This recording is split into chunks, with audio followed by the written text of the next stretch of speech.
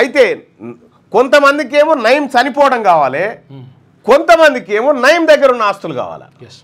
ఆ రోజు ఆ ఇంట్లో మిలీనియం టౌన్షిప్లో 10,50,00,00,000 రూపాయలు ఆ ఇంట్లో ఉండే అని మనకు విశ్వసనీయ సమాచారం. నగదు.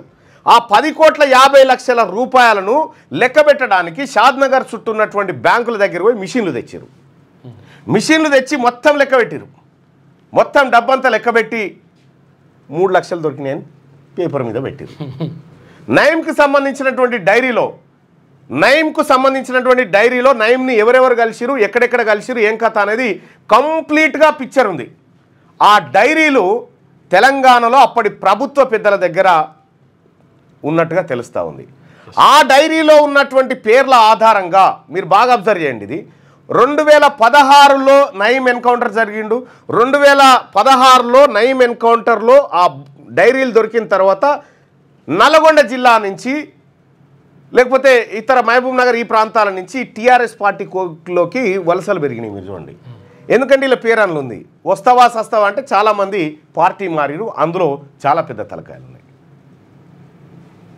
అసలు ఇంకా ఇన్డెప్త్కి పోతే చాలా భయంకరమైన నిజాలు ఉన్నాయి.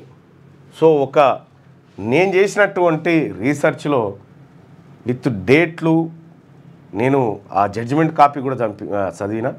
అయితే అక్కడ గుజరాత్లో ఏదైతే ఈ కేసును ఎంక్వైరీ చేస్తూ ఉన్నాడో జడ్జి గారు, ఎవరైతే విచారణ చేస్తూ ఉన్నారో ఆ జడ్జి కూడా చచ్చిపోయాడు. ఆ జడ్జి హత్య జరిగిందా, హార్ట్ అటాక్ కానీ మొత్తానికైతే అనుమానాస్పదంగా మృతి చెందిండు. మొత్తం ఈ ఎంటైర్ వ్యవహారం అంతా ఎట్లా ఉంది, దేని చుట్టూ ముడిపడి ఉందనేది మనం అర్థం చేసుకోవచ్చు. సరే, ఆ తర్వాత బాంబే కోర్టు సరైన ఆధారాలు లేవని చెప్పి అందరినీ నిర్దోషులు అని చెప్పేసింది.